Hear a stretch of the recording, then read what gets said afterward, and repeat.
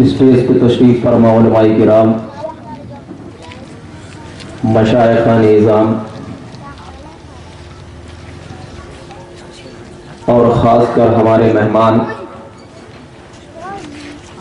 سید شاہ احمد پاشا قادری صاحب قبلہ، رکن اسمبلی چار مینار اور دیگر نوجوانان محلہ، ہماری ماں بہنیں، السلام علیکم ورحمۃ اللہ وبرکاتہ۔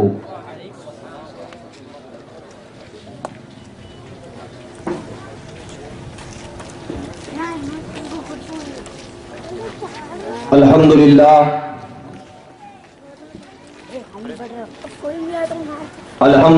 الذی ابدع الافلاک والارضین والصلاة والسلام علی من کان نبیا وآدم بین الماء والطین وعلی آلہ وصحابہ اجمعین، اما بعد، قال اللہ تبارک و تعالی فی القرآن المجید والفرقان الحمید، اعوذ باللہ من الشیطان الرجیم، بسم اللہ الرحمن الرحیم، یا ایہا النبی انا ارسلناک شاہدا ومبشرا ونذیرا وداعیا الی اللہ وبإذنہ سراجا ومنیرا۔ صدق اللہ مولانا العظیم وبلغنا رسولہ النبی الامین المتین الکریم ونحن علی ذلک لمن الشاہدین والشاکرین والحمد للہ رب العالمین۔ سبحانک لا علم لنا الا ما علمتنا انک انت العزیز الحکیم۔ حضرات گرامی، اس سے پہلے کہ میں اپنی تقریر کی شروعات کروں، تمام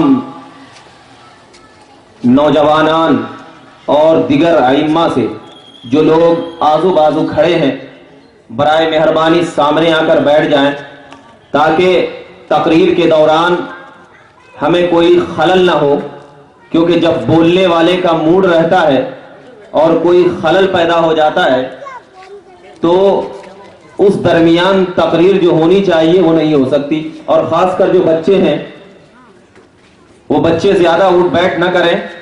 انشاءاللہ تبارک و تعالی جب آپ میلاد مصطفیٰ کی محفل میں دل لگا کر، دل سجا کر، دل کو مدینے والے کی گلیوں میں بچھا کر جب آپ عشق مصطفیٰ میں سرشار ہو کر عشق نبی کی بات سنیں گے تو اللہ تبارک و تعالی تمہیں بھی صدیقیوں کے زمرے میں شامل کر دے گا۔ سبحان اللہ۔ اسی لیے تو شاعر اسلام ارشاد فرماتے ہیں کہ یہ محفل کسی ایسے عام لوگوں کی محفل نہیں جس کا تذکرہ کسی گلیوں کے چوراہے پہ کیا جائے۔ یہ محفل تو اس مدینے والے کے تاجدار کی محفل ہے کہ جب انسان اس مدینے والے کے تاجدار کی طرف اپنی نگاہ کر لیتا ہے تو اس کی نگاہ میں بھی پروردگار عالم اتنی طاقت و قوت عطا فرماتا ہے کہ جب اپنی نگاہ سے کسی عام کافروں کی طرف دیکھ لیتا ہے تو نگاہ مصطفیٰ کی روشنی جب کسی عاشق رسول کی نگاہ میں پہنچتی ہے تو اس عاشق رسول کی آنکھوں میں اتنی طاقت آ جاتی ہے کہ کسی غیر کو دیکھ لے تو اس عاشق رسول کے دیکھنے کی وجہ سے وہ غیر بھی ان کے قدموں میں اپنی جان نچھاور کر دیا کرتا ہے۔ کیوں؟ یہ طاقت کسی عام کو دیکھنے سے نہیں ملتی، یہ طاقت کسی سرکار کو دیکھنے سے نہیں ملتی، یہ طاقت تاجدار کو دیکھنے سے ملا کرتی ہے۔ اسی لیے تو ہم کہتے ہیں حسن خورشید نہ مہتاب کا جلوہ دیکھو، خورشید کہتے ہیں سورج چاند، تو کیا کہتے ہیں؟ حسن خورشید نہ مہتاب کا جلوہ دیکھو، آؤ احمد کے کفے پا کا تماشا دیکھو، آؤ احمد کے کفے پا کا تماشا دیکھو، دیکھنے والوں دیارے شہ بتہا دیکھو، فرش کے گود میں ہے عرش معلا دیکھو، فرش کے گود میں ہے عرش معلا دیکھو، خواہش جلوے سینہ بھی بجا ہے، لیکن جو دل میں خواہش ہوتی ہے اس میں جلوہ بھی دکھتا ہے. تو شاعر کہتے ہیں خواہش جلوے سینہ بھی بجا ہے، لیکن تور بھی رشک کرے، تور بھی رشک کرے، جس پہ وہ جلوہ دیکھو. اللہ اکبر کبیرہ. اللہ تبارک و تعالی نے اپنے کلام مقدس میں ارشاد فرمایا، یا ایھا النبی انا ارسلناک شاہدا ومبشرا ونذیرا وداعیا الی اللہ باذنہ سراجا منیرا.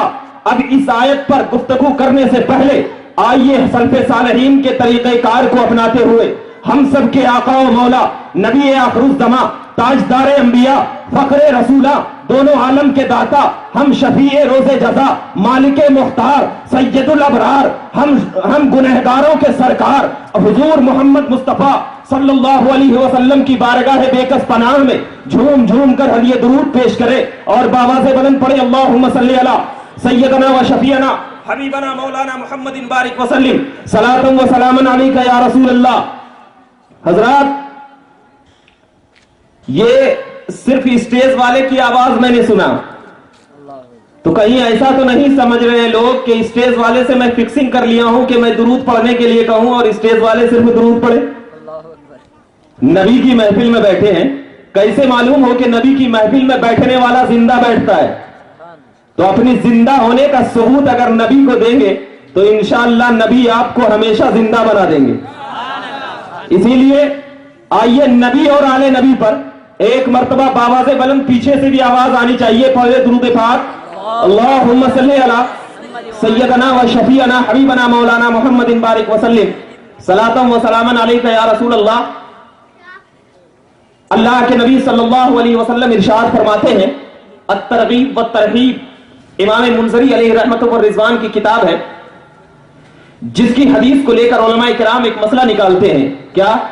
کہ جس شخص کے سامنے نبی پاک صلی اللہ علیہ وسلم کا ذکر ہوا اور اس شخص نے جان بوجھ کر درود شریف نہ پڑھا تو وہ شخص کافر ہو گیا.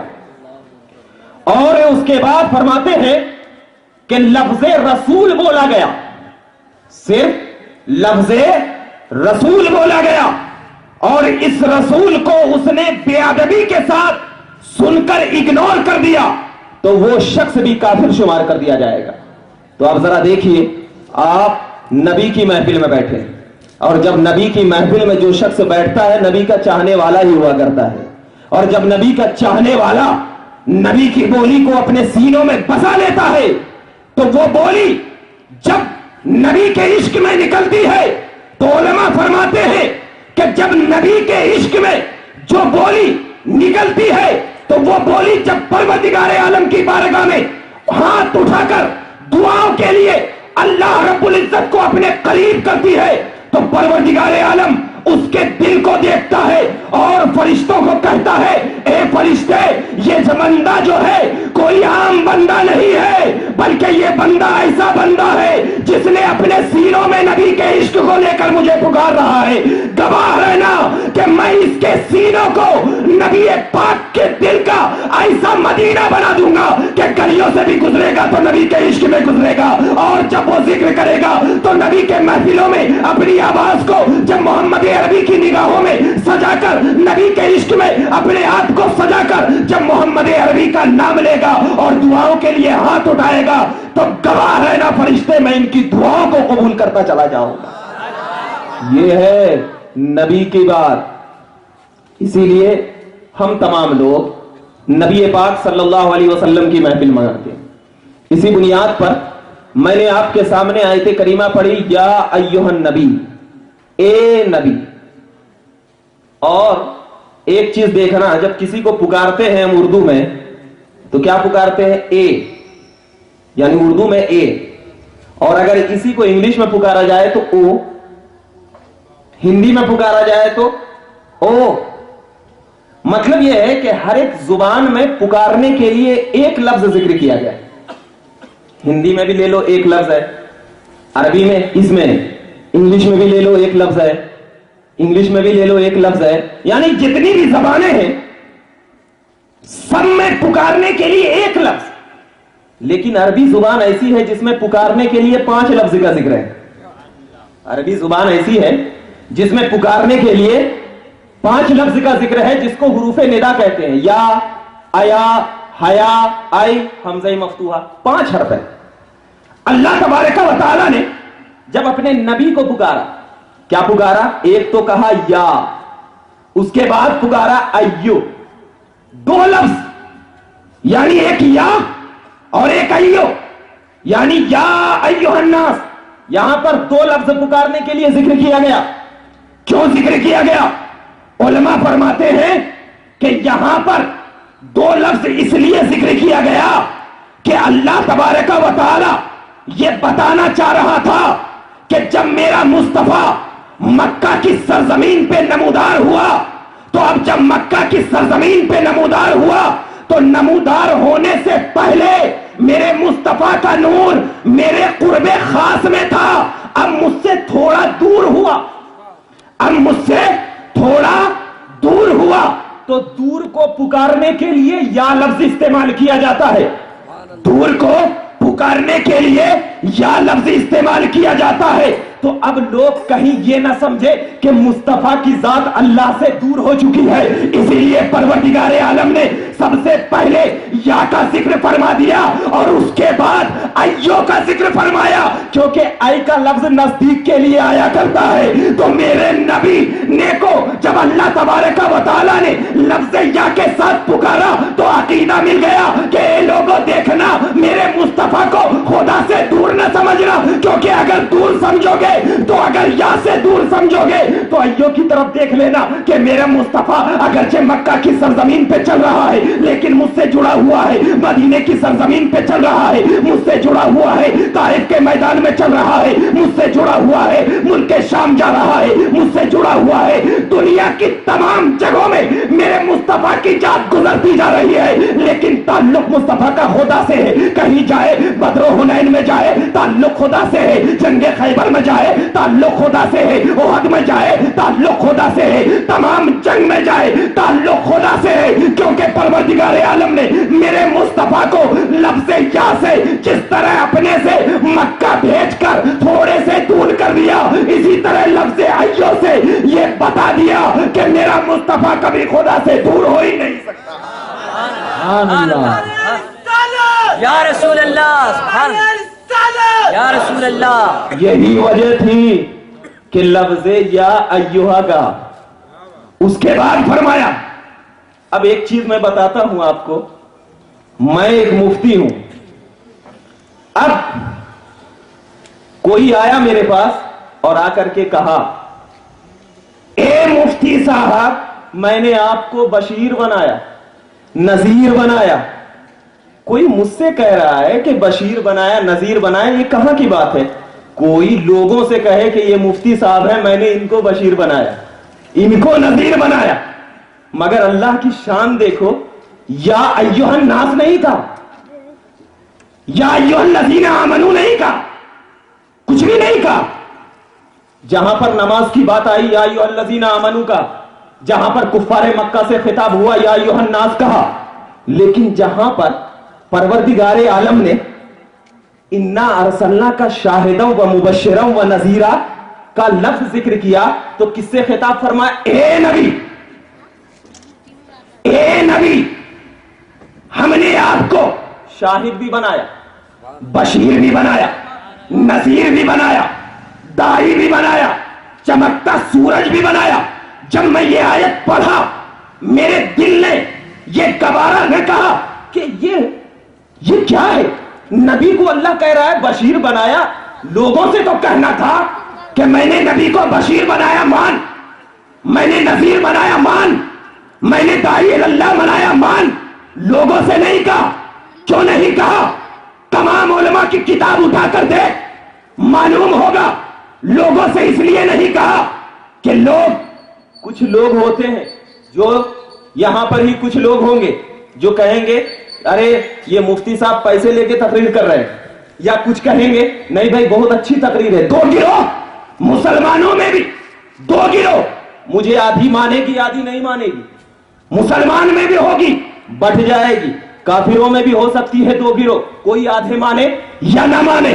اسی لیے پروردگار عالم نے کافروں سے نہیں کہا کہ میں نے محمد عربی کو بشیر بنایا، کیونکہ خدا جانتا تھا کہ بعض لوگ ہو سکتا ہے مان لے لیکن بعض لوگ ہو سکتا ہے نہ مانے. اور مسلمانوں سے بھی نہیں کہا اے مسلمان میں نے نبی کو بشیر بنایا، میں نے نبی کو نذیر بنایا، میں نے نبی کو داعی بنایا، میں نے نبی کو سراج منیر بنایا. نہیں کہا. ہو سکتا تھا کہ بعض لوگ مانے بعض لوگ نہیں مانے. اسی لیے پروردگار عالم نے کہا اے نبی میں نے بشیر بنایا اس لیے کہ بولی یہاں سے ہو رہی ہو اور سننے والی ذات تیری ہو، کیونکہ بولنا اللہ کی طرف سے ہو اور قبول کرنا محمد کی طرف سے ہو. نہ کسی اعتراض کا سوال ہو نہ کسی جواب کا سوال ہو، کیونکہ اعتراض اس سے ہوتا ہے جو نہ مانے. ارے ماننا تو تیرا کام ہے، کیونکہ میں نے تجھے حبیب بنایا ہے. میں نے اپنے قرب خاص میں رکھ کر تجھ کی طرف نگاہ وحدت کیا ہے، تجھے اپنے بازو میں بٹھا کر اپنے لامکا میں بٹھا کر تجھ کی طرف نگاہ رحمت کیا ہے. تو میں جب تجھے بشیر کہوں گا تو تو مان لے گا، میں نذیر کہوں گا تو مان لے گا، میں داعی کہوں گا تو مان لے گا، میں سراج منیر کہوں گا تو مان لے گا. دنیا مانے یا نہ مانے مجھے غم نہیں، میں نے بشیر بنایا ہے، تو نے قبول کر لیا ماننا ہی پڑ جائے گا. نعرہ تکبیر، نعرہ رسالت. اب ذرا دیکھ نبی سے خطاب ہے، نبی سے یا ایھا النبی. تو اب ذرا بتا دوں نبی کا معنی بھی کیا ہوتا ہے. اب ذرا بتا دوں نبی کا معنی بھی کیا ہوتا ہے. تو نبی کا معنی اگر دیکھنا ہے تو اسی کی کتاب میں دیکھنا جو عاشق رسول ہو، اسی کی کتاب میں دیکھنا جو عاشق رسول ہو. کیونکہ ہمارا مرکز و محور کیا ہے؟ عشق رسول ہے. ہمارا مرکز و محور عشق رسول ہے. ہم دعویٰ کر سکتے ہیں کہ عاشق رسول جنت میں جائے گا، کر سکتے ہیں، کیونکہ حضرت ابو بکر صدیق نے کہا یا رسول اللہ مجھے 3 چیز سے پیار ہے، مجھے 3 چیز سے پیار ہے. رسول اللہ نے فرمایا اے ابو بکر وہ 3 چیز کیا ہے؟ وہ کہا یا رسول اللہ آپ کی صحبت میں بیٹھنا، آپ کی صحبت میں بیٹھنا. دوسرا کیا ہے؟ آپ کی طرف نگاہ کرنا، آپ کی طرف نگاہ کرنا. تیسرا کیا ہے؟ یا رسول اللہ اپنی جان اور مال کو آپ پہ قربان کر دینا، اپنی جان اور مال کو آپ پر قربان کر دینا. نبی نے بتا دیا کہ جو ابو بکر کی طرح ہو جائے گا میں اسے جنت کا پروانہ دے دوں گا. اسی لیے ہم سینہ ٹھوک کر کہتے ہیں کہ عاشق رسول جنتی ہے، کیونکہ نبی کے سامنے ابو بکر نے عشق کا اعلان کر دیا، نبی نے جنت کا پروانہ دے دیا. تو معلوم ہو گیا کہ عشق کا اعلان وہی کرتا ہے اپنے جلسوں میں بیٹھ کر جس کے سینوں میں صدیق کی مہر کی تلوار لگی رہتی ہے. نعرہ تکبیر، نعرہ رسالت. یا رسول اللہ. اسی لیے تو ہم نبی کا معنی ڈھونڈتے ہیں کہ نبی کا معنی کیا ہے. تو نبی کے معنی کو ڈھونڈنے کے لیے ہم سنیوں کی جان، ملت کی پہچان، چلتا پھرتا قرآن، عاشقوں کی جان احمد رضا خان، ہمارا چلتا پھرتا ایمان کا کنز ایمان جب اٹھا کر دیکھتا ہے مسلمان تو مل جاتا ہے ہم تمام کو نبی کا فرمان کہ نبی کا معنی غیب بتانے والا، نبی کا معنی غیب بتانے والا. اور یہ ایسا ویسا ترجمہ نہیں کیا نبی پاک کے اس عاشق نے. کیوں؟ اس لیے کہ معلوم تھا کہ نبی پاک صلی اللہ علیہ وسلم کی حدیث ان کے عشق میں دیکھ کر جب بخاری کی حدیث ڈھونڈتا ہے تو بخاری کی حدیث کہتی ہے کہ نبی پاک صلی اللہ علیہ وسلم 2 قبروں کے پاس سے گزر رہے، दो कब्रों के पास से गुजर रहे हैं, हजरत अब्बास उनके पीछे हैं। नबी अचानक एक कब्र के पास जाकर ठहर जाते हैं, कहते हैं अब्बास जरा एक दो थाली तोड़कर लेकर आओ। कहा या रसूल अल्लाह क्या बात है? कहा इस कब्र पर अजाब हो रहा है, और ये अजाब इसलिए हो रहा है कि ये पेशाब के छींटों से नहीं बचता था। अल्लाह अकबर कबीरा। जरा यहाँ पर देख लेना कि यहाँ पर नबी पाक अजाब भी बता रहे हैं और वजह अजाब भी बता रहे हैं, अजाब भी बजा रहे हैं और वजह अजाब भी बता रहे हैं। अब जरा देखना कि नबी पाक सल्लल्लाहु अलैहि वसल्लम का वो सहाबी हजरत अब्बास ने एतराज नहीं किया, या रसूल अल्लाह आपको कैसे मालूम है कि जमीन के अंदर जो मुर्दा सोया हुआ है उसके नीचे अजाब हो रहा है? नहीं, क्योंकि अब्बास के ज़हन और फिक्र में ये बात छपी हुई थी कि जो नबी होता है वो अंदर की भी खबर रखता है, बाहर की भी खबर रखता है, इसलिए एतराज नहीं किया। अल्लाह अकबर कबीरा। यहाँ पर हदीस पर रोकिए, उलमाए किराम अल्लामा जलालुद्दीन सियूती अलैहि रहमतुल्लाह व रिज़वान है, फरमाते हैं कि अब जरा देखना कि नबी पाक सल्लल्लाहु अलैहि वसल्लम है, कि नबी पाक सल्लल्लाहु अलैहि वसल्लम इस हदीस से मुताल्लिक कहते हैं कि जब नबी वहां पर ठहरे और ठहरने के बाद कहा कि यहाँ इस कब्र के अंदर अजाब हो रहा है, और इस अजाब की वजह यह है कि वो पेशाब के छींटों से नहीं बचता था, तो नबी पाक ने जमीन पर रहकर अंदर वालों का मुशाहिदा कर लिया, तो जो छुपा हुआ था जब नबी उसको जानते हैं तो जो छपा हुआ है उसको नबी क्यों नहीं जानते हैं? आजकल उलमा का ये फतफका फैसला है, जब छुपे हुए को, गौर करना जुमला दे रहा हूं, समझने वाले समझ रहे होंगे, छुपे हुए को नबी जानते हैं, छुपे हुए को, तो जो किताबों में छपा हुआ हो उसको नबी क्यों नहीं जानते?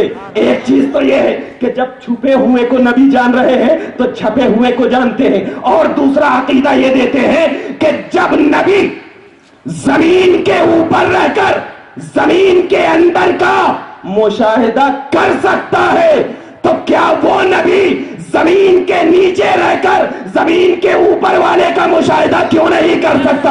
हदीस कह रही है। और एक चीज बता देता हूं कि जमीन के अंदर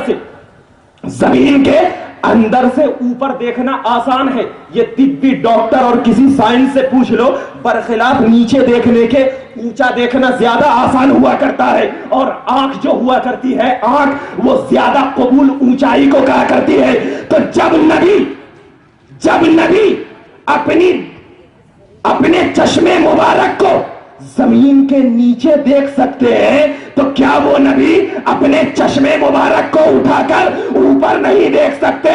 इसीलिए तो इस हदीस की तायीद कर रही है हजरत तिरमिजी शरीफ की हदीस पाक। क्या कर रही है? हजरत अब्दुल्लाह इब्ने उमर है, नबी पाक मक्का मदीना की सरजमीन पे है, कहते हैं एक मर्तबा अल्लाह के नबी अपने घर में तशरीफ फरमा है, और फरमाने के बाद तमाम सहाबे किराम का मजमा इकट्ठा है। नबी पाक कहते हैं या रसूल अल्लाह, सहाबे किराम अर्ज करते हैं या रसूल अल्लाह आप जरा हमें कुछ तालीम दीजिए। अल्लाह के नबी ने कहा ए सहाबा, क्या तुम जानते हो कि तुम्हारे ऊपर फितने नमूदार हो रहे हैं और मैं देख रहा हूं? सहाबे किराम ने कहा या रसूल अल्लाह हमें नजर नहीं आता। उसके बाद अल्लाह के नबी ने कहा मैं आसमान के चरचराहट की आवाज को भी सुन रहा हूं, और आसमान के ऊपर क्या हो रहा है मैं उसको भी महसूस कर रहा हूं। अल्लाह अकबर कबीरा। जब नबी पाक सल्लल्लाहु अलैहि वसल्लम के सहाबा के सामने जब अल्लाह के नबी ने यह जिक्र कर दिया, तो सहाबा ने सवाल नहीं किया या रसूल अल्लाह आपकी आंख तो हमारी तरह है, आपकी जबान तो हमारी तरह है, आपके कान तो हमारी तरह है, ये सवाल नहीं किया, क्योंकि उन सहाबा को मालूम था कि नबी की जात हुआ करती है, वो जात अफजल व आला हुआ करती है, सबसे बाला हुआ करती है। सहाबा किराम ने कहा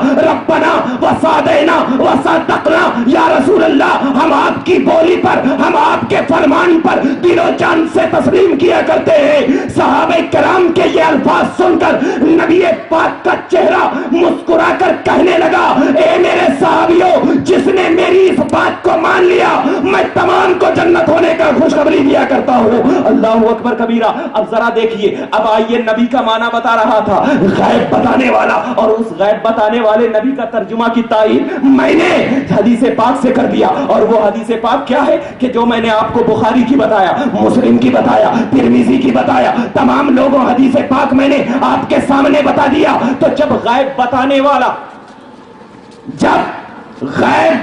वाला कौन? नबी का माना, नबी का माना गैब बताने वाला। बहुत प्यारा जुमला दे रहा हूं, जरा गौर से सुने। نبی کا معنی غیب بتانے والا. اور کس نے کیا؟ عاشق رسول. جب نبی کا معنی غیب بتانے والا ہے اور دوسرے لوگوں نے یہ ترجمہ نہیں کیا, دوسرے لوگوں نے ترجمہ نبی کا معنی نبی کر دیا. ارے ترجمہ نہیں آتا ہے تو کم سے کم قرآن لکھنا چھوڑ دو, ترجمہ تو کرو. نبی کا معنی غیب بتانے والا. دیکھنا تو جو لوگ, جملہ دے رہا ہوں, جو لوگ نبی کا ترجمہ نہیں کر سکے وہ نبی والوں کی ترجمانی کیا کر سکیں گے؟ ترجمہ پہلے کرو, ترجمانی بعد میں کرنا. کیونکہ ترجمانی کس کو کہتے ہیں؟ تبلیغ کو. ترجمانی تبلیغ کو. تو جو ترجمہ نہیں کر سکے ترجمانی کیا کریں گے؟ ترجمہ پہلے کر, اس کے بعد تجھے ترجمانی کرنے کی توفیق دی اللہ. اسی لیے یا ایھا النبی, اس کے بعد میں آپ کو بتاتا چلوں کہ جب اللہ کے نبی صلی اللہ علیہ وسلم نبی, یا ایھا النبی, اے نبی, اے غیب بتانے والے مصطفیٰ, تو نبی پاک صلی اللہ علیہ وسلم غیب بتانے والے. اور یہ کون کہہ رہا ہے؟ اللہ. یہ کون کہہ رہا ہے؟ اللہ. تو جب نبی غیب بتانے والے, جب نبی غیب بتانے والے, تو نبی پاک صلی اللہ علیہ وسلم کی شان کیا ہوئی کہ نبی پاک صلی اللہ علیہ وسلم جب مکہ کی سرزمین پر ہے تو غیب بتانے والے ہیں. آپ نے حدیث پاک بہت مرتبہ سنی ہوگی, لیکن اس حدیث پاک سے میں جو 6-7 آپ کو نقطے دوں گا اس پہ غور کرنا. کیا حدیث پاک میں نے آپ کے سامنے بتا دیا. کیا اللہ کے نبی صلی اللہ علیہ وسلم نبی ہیں؟ تمام مانا کرتے تھے نبی ہیں. اس کی بارگاہ میں, نبی پاک صلی اللہ علیہ وسلم کی بارگاہ میں ابو جہل کنکری لے کر آیا تھا. یہ بات تو مشہور ہے, مٹھی میں کنکری لے کر آیا تھا. یہ حدیث آپ نے سنا ہوگا کہ ابو جہل مٹھی میں کنکری لے کر آیا اور نبی سے کہا, اے محمد ذرا بتا میری مٹھی میں کیا ہے. سنا ہوگا, ذرا بتا میری مٹھی میں کیا ہے. تو ابو جہل کو بھی معلوم تھا کہ جو نبی ہوتا ہے وہ غیب کی خبر جانتا ہے. جو نبی ہوتا ہے وہ غیب کی خبر جانتا ہے. ورنہ ابو لہب کھول کے پوچھتا, محمد بتا مٹھی میں کیا ہے. کیونکہ ابو لہب کو معلوم ہوتا ہے غیب اس کو کہتے ہیں جو چھپا ہوا ہو. غیب اس کو کہتے ہیں جو چھپا ہوا ہو. تو نبی پاک نے کہا تھا اس کو کہ ابو جہل بتا, میں بتاؤں گا, یہ کنکری بتائے گی. اب نقطہ دے رہا ہوں, پہلا نقطہ نوٹ کر. دیکھنا, ابو لہب کی مٹھی میں کنکری تھی, اور جب ابو لہب کی مٹھی میں کنکری تھی تو اب اس کنکری نے دیکھا کہ میرے مصطفیٰ پر عزم تعظیم کی بات ہو رہی ہے. میرے مصطفیٰ پر, میرے مصطفیٰ کی عزت اور ناموس کے خلاف یہ ابو لہب بکواس کر رہا ہے. تو کنکری نے یہ نہیں دیکھا میں کس کے قبضے میں ہوں, میں کس کے اقتدار میں ہوں, میں کس کی معیت میں ہوں, کس کے ساتھ ہوں. کنکری نے یہ نہیں دیکھا کہ ابو لہب سرداران قریش ہے, میں اس کے مٹھی میں ہوں, اس کے چنگل میں پھنسی ہوئی ہوں.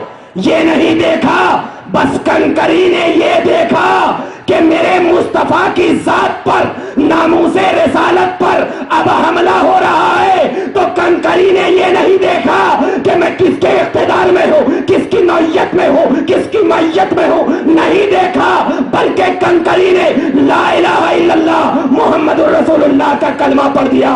تو اب عقیدہ مل گیا کہ اے دنیا والوں, اے سنیوں, اب یہ نہ دیکھنا کہ تم کس کے اقتدار میں ہو, کس کی معیت میں ہو, کس کے حکمرانی میں ہو. اگر گورنمنٹ کسی کی یہ ہو, اقتدار کسی کا ہو, امائیت کسی کا ہو, کسی کے چنگل میں پھنسے ہوئے ہو, یہ نہ دیکھنا بلکہ یہ دیکھنا کہ میرے مصطفیٰ کی اگر ذات پہ حملہ ہو رہا ہے تو جس طرح کنکری نے اپنے آپ کو یہ ثابت کر دیا کہ یا رسول اللہ اگرچہ میں سرداران قریش کے چنگل میں رہوں گی, ان کے اقتدار میں رہوں گی, لیکن جب آپ کی ذات پہ حملہ ہوگا, آپ کے نام پر حملہ ہوگا, آپ کے ناموں کی تعظیم نہ کی جائے گی, آپ کو برا بھلا کہا جائے گا, آپ کے علم کو جانوروں اور پاگلوں کی طرح کہا جائے گا, آپ کے خیال کو خیال عبید کا تصور کیا جائے گا, آپ کے ناموس رسالت پر تمام جہاں سے فتوے دیے جائیں گے. اب میں یہ نہیں دیکھوں گی کہ میں کس کے اقتدار میں ہوں, بلکہ یہ دیکھوں گی اقتدار کسی کا ہو, ناموس رسالت کی گواہی دیتی چلی جاؤں گی. عقیدہ مل گیا کہ میلاد النبی منانے والے سنیو, دیکھنا کہ ہمارا اقتدار نہ دیکھنا, نبی کی محبت کو سینے میں بسا کر دیکھنا, تمہیں بھی راہ نجات مل جائے. سبحان اللہ سبحان اللہ سبحان. تو کنکری نے اقتدار نہیں دیکھا, نہیں دیکھا. اور ایک چیز آپ کو بتاتا چلوں کہ اب حضرت عیسیٰ علیہ السلام کے بارے میں آپ نے سنا ہوگا, مردوں کو زندہ کر دیا کرتے تھے, سنا ہوگا نا, زندہ. دوسرا نقطہ دے رہا ہوں اسی حدیث کا, مردوں کو زندہ کر دیا کرتے تھے. زندہ کرنے کا مطلب کیا ہے؟ کوئی دوسری روح نہیں ڈالتے, یعنی جو روح مردے سے نکل چکی ہے وہی روح کو پلٹا دیتے تھے, زندہ ہو جاتا تھا. اللہ نے ید بیضا کی قوت عطا کی تھی, قرآن کہتا ہے. مگر میرے مصطفیٰ کی شان تو دیکھو, حضرت عیسیٰ مردوں کو زندہ کر دیا کرتے تھے, لیکن نبی پاک نے تو ایسے کو زندگی دی جس میں جان ہی نہ ہو. کنکری کیا بتا اس میں جان تھی, اس میں روح تھی, اس میں کچھ تھا نہیں تھا, مگر میرے مصطفیٰ کی نگاہ اس کنکری پہ پڑ گئی. اب اس کے اندر جان آ گئی, جان آ گئی, ایمان آ گئی. اور ایک چیز اور بتاتا چلو کہ حضرت آدم سے لے کر حضرت عیسیٰ تک جتنے بھی لوگ مرنے کے بعد زندہ ہوئے نا, تو اپنی مادری زبان بولتے تھے. مادری زبان جیسے کہ کوئی حیدرآباد کی زبان ہے, اور کہیں کرناٹکا کی زبان ہے, یو پی کی زبان ہے, الگ الگ, یعنی یہاں کی زبان کو مادری زبان بولتے. مگر کنکری پہ قربان جاؤ, ایک کنکری تجھے مادری زبان نہیں آتی, تجھے جیسے قرآن میں آیا ہے کہ جب حضرت عیسیٰ نے مردے کو زندہ کیا, زندہ ہونے کے بعد یہ اپنی مادری زبان میں, اپنی زبان میں عیسیٰ سے سوال کیا, اے عیسیٰ آپ کون ہیں, اے عیسیٰ آپ کون ہیں. لیکن مصطفیٰ کی نگاہ میں اتنی طاقت و قوت ہے کہ صحبت مصطفیٰ کا ایک لمحہ جب اس کنکری پہ پڑ گیا تو اپنی مادری زبان نہیں بلکہ نبی کی بولی بولنے لگا اور کہہ دیا کنکری لا الہ الا اللہ محمد الرسول. سبحان اللہ سبحان اللہ. پتا کیا چلا کہ جو لوگ مادری زبان بولا کرتے ہیں اگر وہ بھی صحبت مصطفیٰ میں ہے تو نبی کی زبان بولا کرتے ہیں. سبحان اللہ. اور ایک نقطہ اور ہے اس حدیث میں, ایک نقطہ اور ہے کہ دیکھنا اور انبیاء ہوں گے. حضرت ابراہیم کے بارے میں مشہور ہے کہ اللہ تبارک و تعالیٰ کی بارگاہ میں حضرت ابراہیم نے کہا کیف یحیی اللہ الموتى یا اللہ, یعنی تو مردے کو کیسے زندہ کرتا ہے ذرا بتا. اللہ نے کہا کذالک یحیی, ایسے ہی زندہ کرتا ہوں. کہا افلا تؤمن یا ابراہیم, کیا آپ کو ایمان نہیں ہے ابراہیم. دیکھنا, اور بعض لوگ کیا کہتے ہیں یہاں پر تؤمن کا معنی ایمان کرتے ہیں, لیکن اعلیٰ حضرت کیا کرتے ہیں, اے ابراہیم کیا تمہیں یقین نہیں, کیونکہ ایمان اور یقین میں بہت بڑا فرق ہے. ایمان اور یقین میں بہت بڑا فرق ہے. کیوں؟ اس لیے کہ نبی کے لیے ایمان کا نہ ہونا کفر, نبی کے لیے ایمان کا نہ ہونا کفر اور عدم توجہ کا نہ ہونا جائز, توجہ کے عدم کا نہ ہونا جائز. اسی لیے اعلیٰ حضرت نے وہاں پر یقین کا معنی کیا. اے ابراہیم کیا تمہیں یقین نہیں؟ قالوا بلا, کیوں نہیں, لیکن میں مشاہدہ کرنا چاہتا ہوں. کہا ایک پرندے کو لے اور اس کے 4 ٹکڑے کر کر پہاڑ پہ ڈال دے. اب اس کو بولا تیرے پاس دوڑتے ہوئے آئیں گے, تیرے پاس دوڑتے ہوئے آئیں گے. حضرت ابراہیم نے اس 4 پرندوں کو بلا کر دوڑتے ہوئے آئے اور بالکل زندہ ہو گئے. اب میں پوچھنا چاہتا ہوں, حضرت ابراہیم کو پروردگار عالم نے یہ کہا اے ابراہیم اس 4 پرندوں کو 4 پہاڑوں پر رکھ دے, اس کے بعد بولا تو وہ ایک ہو کر تیری بارگاہ میں دوڑتے ہوئے آئیں گے. لیکن مصطفیٰ کی شان دیکھیے, میرے رسول کی شان دیکھیے, میرے رسول پر میرے ماں باپ قربان. اے منور ذرا میرے رسول کی شان تو بتا کہ وہاں پر ابراہیم کا معاملہ تھا کہ وہاں پر ابراہیم کو میرا خدا نے کہا ابراہیم پرندے کو ٹکڑے کر دینا اور تمہارے پاس دوڑتے ہوئے آئیں گے. وہاں پر پرندے کو زندگی ملنے کی توفیق ہو سکتی ہے, کیونکہ پرندے سے زندگی لی بھی جا سکتی ہے, دی بھی جا سکتی ہے. لیکن میرے سرکار نے کہا اے ابراہیم, اے میرے امتیوں, دیکھو وہاں پر پرندے تو تیرے اوپر ایمان لے آئیں گے, لیکن میں ایمان کا ابھی دعویٰ بھی نہیں کیا تھا, میں رسالت کا ابھی چرچا بھی نہیں کیا تھا. ایک مرتبہ میں مکے سے گزر رہا تھا, دیکھتا کیا ہوں ایک پتھر ہے پہاڑ کے اوپر ہے, اور جیسے ہی گزرا اس پتھر نے مجھے الصلاۃ والسلام علیک یا رسول اللہ کہا. میں نے دیکھ لیا کہ وہ پتھر میں اللہ تبارک و تعالیٰ نے زبان دی ہے. میں اس پتھر کے قریب گیا اور میں نے پوچھا اے پتھر تو نے مجھے پہچانا تو کیسے پہچانا؟ اس پتھر میں پروردگار عالم نے اتنی طاقت عطا کر دیا. اب وہ پتھر کہنے لگا یا رسول اللہ میں تو آپ کو اس وقت سے پہچانتا ہوں جس وقت کے پروردگار عالم نے آپ کو پیدا کرنے کے بعد آپ کو جب تمام روحوں سے یہ وعدہ لے لیا تھا کہ میرا مصطفیٰ آخری نبی بن کر 12 ربیع الاول کے شب میں آپ میں آخری نبی بن کر 12 ربیع الاول کے صبح صادق کے وقت جب مکہ کی سرزمین پر آئے گا تو نبوت کی گواہی دینا. تو میں اسی وقت سے پہچانتا ہوں. تو اللہ تبارک و تعالیٰ کی رسول نے اس پتھر کو کہا اے پتھر تیرے اندر زبان کیسے آئی؟ تو اس پتھر نے اپنے دل کو نبی کے قدموں میں رکھ کر ایوں عرض کیا یا رسول اللہ ایک مرتبہ آپ میرے قریب سے گزرے تھے تو اس قریب سے گزرنے کی طاقت نے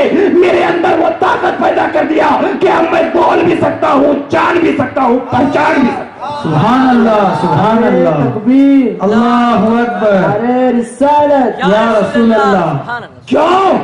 جب مصطفیٰ کی صحبت میں ایک بے جان پتھر بولنے کی بھی طاقت رکھ سکتا ہے, سننے کی بھی طاقت رکھ سکتا ہے, دیکھنے کی بھی طاقت رکھ سکتا ہے.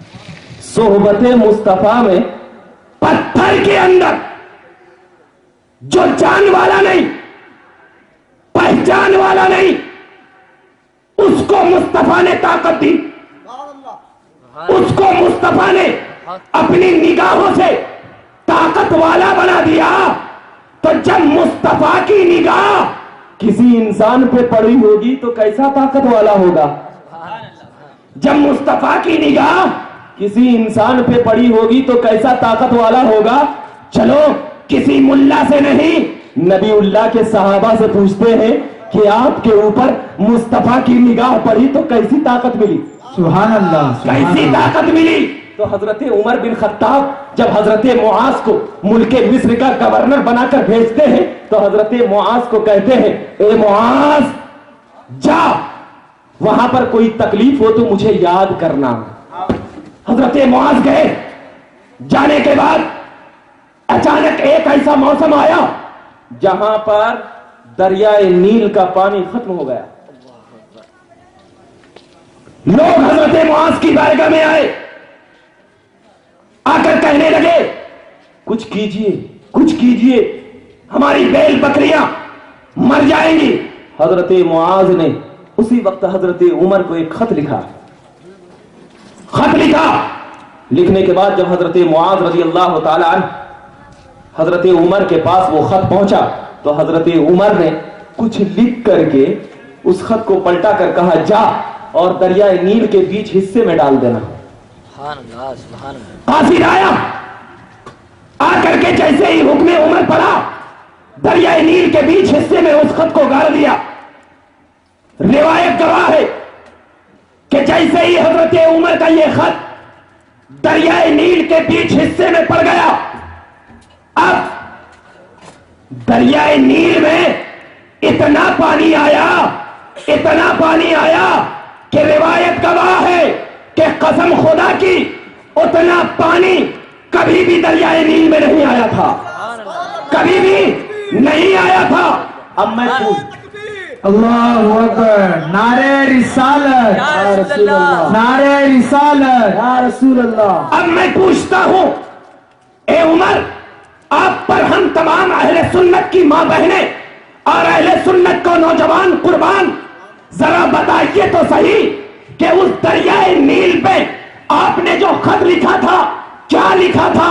तो हजरत उमर रज़ी अल्लाह ताला अन्हु की हदीस कहती है, मैंने बिस्मिल्लाहिर्रहमानिर्रहीम लिखा था और ये कहा था कि दरियाए नील, अगर तू अपने हुक्म से रुकी है तो रुकी रहना, और अगर तू खुदा के हुक्म से रुकी है तो अब मैं उमर कहता हूं खुदा के हुक्म से जारी हो जा, वरना अगर तू आज जारी नहीं हुई तो कल कयामत के दिन यही उमर तेरा गिरेबान पकड़कर सवाल करेगा कि तू क्यों नहीं ये बहती नजर आती है। तो दरियाए नील को जैसे ही ये खत पड़ा, देखा ये कोई आम शख्स नहीं, ये तो सोहबत मुस्तफा में बैठने वाला इजाजत दे रहा है, ये सोहबत नबी में जिंदगी गुजारने वाला इजाजत दे रहा है, ये सोहबत मुस्तफा को अपनी निगाहों में सजाने वाला इजाजत दे रहा है। ये उमर के हाथ तो वही हाथ से लिख रहा है जिस हाथ से नबी पाक के हाथों को चूमा है, जिस हाथ से, जिस होठों से नबी पाक के हाथे मुबारक को चूमा है, कदमों मुबारक में अपनी जिंदगी गुजारी है। दरियाए नील को मालूम हो गया कि सोहबत मुस्तफा में बैठकर उमर इतना पावरफुल बन जाता है कि जब एक दरिया को इजाजत देता है तो सूखा दरिया बहता हुआ चला जाता है, एक पहाड़ को इजाजत देता है तो पहाड़ हलने लगता है, एक जंगल को इजाजत देता है तो जंगल पूरे हजरत उमर के कदमों में गिर जाते हैं, एक सूरज को बोलता है तो सूरज आसमान पे बादल छा जाता है, चांद को इजाजत देता है, चांद की रोशनी तुगयानी भरकर चमकने लगती है, यहां तक के दुनिया के हर एक हिस्से को जब हजरत उमर ने इजाजत देकर करवा दिया तो हजरत उमर की इजाजत पर किसी ने ना नहीं किया, क्योंकि उसे मालूम था ये उमर की जात कोई ऐसी जात नहीं है, ये उमर की जात तो वो है कि शबो रोज महफिल मीलाद में बैठा करती थी, ये नबी की सोहबत में अपनी जिंदगी गुजारा करती थी, ये उमर की जात